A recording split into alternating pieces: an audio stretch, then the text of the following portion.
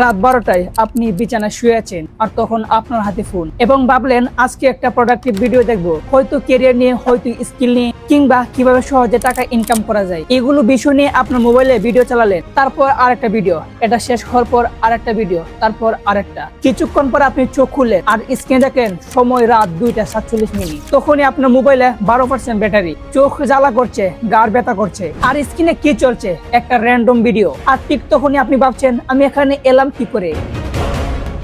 এটা কোনো অ্যাক্সিডেন্ট না, এটা আপনাকে ড্রেসিং করা হয়েছে আপনার জন্য না, আপনার ব্যবহার করার জন্য।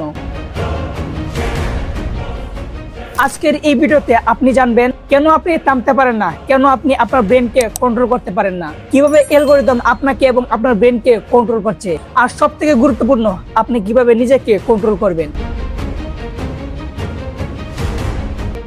একটা মধ্যবিত্ত জীবন থেকে বের হওয়ার উপায়, আর একটা কিভাবে সহজে টাকা ইনকাম করা যায়। এখন আপনি এই দুটোর মধ্যে কোনটা ক্লিক করবেন? সত্যি কথা বলুন, আমি জানি আপনি দ্বিতীয়টা চয়েস করবেন। তার কারণ কি জানেন? আপনার ব্রেন সবসময় শর্টকাট খুঁজে।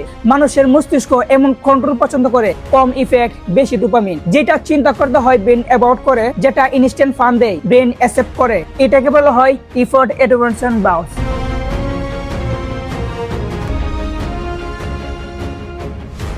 বাংলাদেশের এক তরুণ দিনে 6-7 ঘন্টা সোশ্যাল মিডিয়া ব্যবহার করে। এর মধ্যে 35% শুধু ফেসবুক, টিকটক, ইউটিউবের শর্টস ভিডিও। এগুলো আসলে কি দিচ্ছে? স্কিল, আপনার ভবিষ্যৎ গড়ে দেওয়া বা গ্রোথ করা? কোনটাই না, এগুলো আপনাকে দিচ্ছে শুধু ডোপামিন। একটা হিসাব করি, আপনি যদি প্রতি 5 সেকেন্ডে একটা স্ক্রল করেন, দিনে স্ক্রল করছেন প্রায় 280 মিটার, মাসে 8.6 কিলোমিটার, আর সেটা বছরে দাঁড়ায় 104 কিলোমিটার।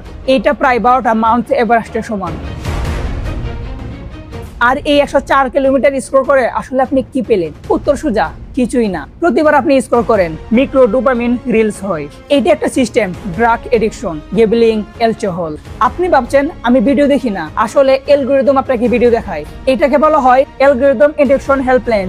একবার প্র্যাঙ্ক দেখলেন, একবার এডুকেশন ভিডিও দেখলেন, একবার বাংলাদেশের পরিস্থিতি নিয়ে ভিডিও দেখলেন, তারপরে 18+ ক্লিপ, তারপর ক্লিংস কন্টেন্ট। এইটা একটা ইকো চেম্বার।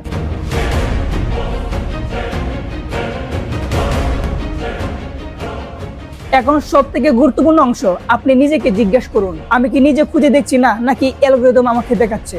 আর এই ভিডিও দেখে আমরা কি শিখলাম, কিংবা 3 মাস পরে কি এটা আমাদের মনে থাকবে?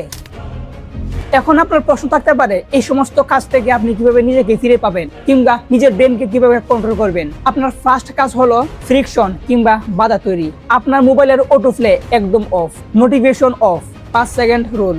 আরেকটা হলো রিপ্লেসমেন্ট অথবা প্রতিস্থাপন। এক এক দিন এক এক রকমের ভিডিও, এই সমস্তগুলো বাদ। নির্দিষ্ট কোনো ভিডিও, নির্দিষ্ট কোনো ক্রিয়েটর। দিনে একটা লং ফর্ম ভিডিও দেখুন, স্কিল বাসেট কন্টেন্ট। এখন আমাদের সব থেকে বড় সমস্যা হলো যে আমরা প্রতিদিন ডিসিশন নেই, হয়তো আমি এই কাজটা আজ করব না, কাল থেকে শুরু করব।